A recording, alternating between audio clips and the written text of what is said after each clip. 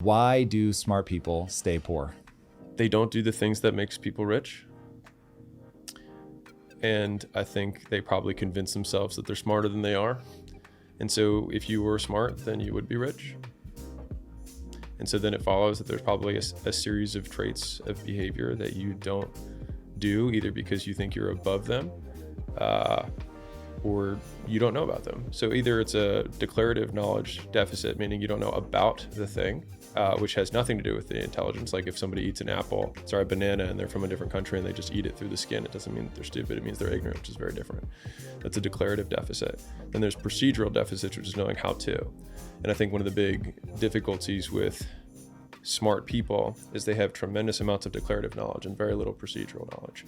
And so it's like saying you read a book on how to do a private equity deal and you know everything that has to happen, but you've never done a private equity deal. It's probably unlikely that you know how to do a private equity deal. And so delineating those things has been helpful for me. And since the procedural knowledge has significantly more utility on a daily basis from a money-making perspective, I have reduced, or at least this is me transitioning to me, but like I have reduced the amount of time that I spend on declarative knowledge. And I try to get to the procedural part of it as fast as I possibly can, because I know that I'll learn significantly more by failing and doing it than, reading 100 books on sales versus doing 100 phone calls. Like you'll learn a lot more in the first 100 calls.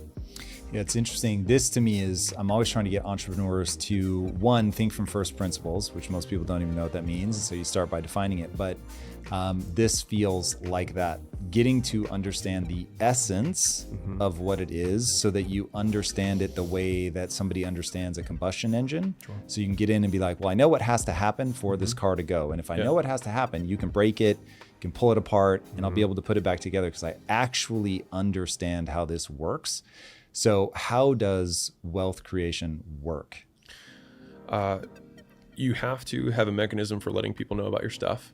And so that can happen on a variety of channels. That typically happens either one-on-one or one-to-many.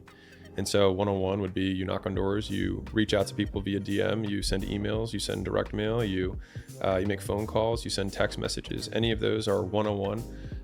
Outreach is one way of letting people know. You could do one-to-many to people who already know who you are, which is basically today's equivalent of a billboard, which is social media. You make posts, you make content. The third way would be that you run paid advertisements. So on those same platforms, you just pay to get the exposure rather than doing it by earning it through quality content. And then the kind of like the door four would be using those three methods to then get someone who already has the type of person that you want to advertise to, and structuring some sort of deal with them. But you'd still need to reach out to them one-on-one. You'd have to make content to attract them, or you'd have to run an ad to get to that person. So these are the core things that someone must do to promote whatever they have. Because if we think about it from what must occur in order for a transaction to happen, well, people have to know that you exist or that your product exists. No one can buy something without knowing it exists. And so we have to start with promotion. The second component is that they have some sort of voluntary exchange. And so that means you have goods and services that are exchanged for money.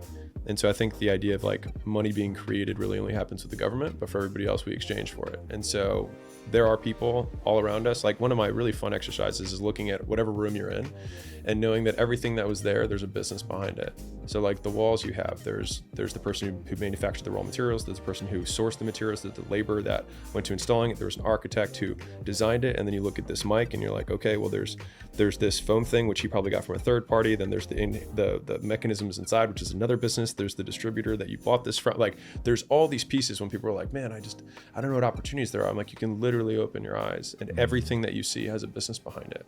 And so from the value component, for people who are, I'll just tie this into people who are starting out, I recommend most people start with services because it requires no capital and you require time. And when you start out, you use what you have. And so if you have no money and you only have time, then you trade the time for money. And so either you're going to do something that other people don't want to do that they know how to do. So like taking someone's trash out, doing lawn care, washing things, like cleaning. Those are all things that people know how to do but don't want. Then the second level of that is doing things that people don't want to do or know how to do. And obviously that's knowledge work, which you get. The amount that you can get paid is predicated on the value that whatever that skill deficiency is to the other person.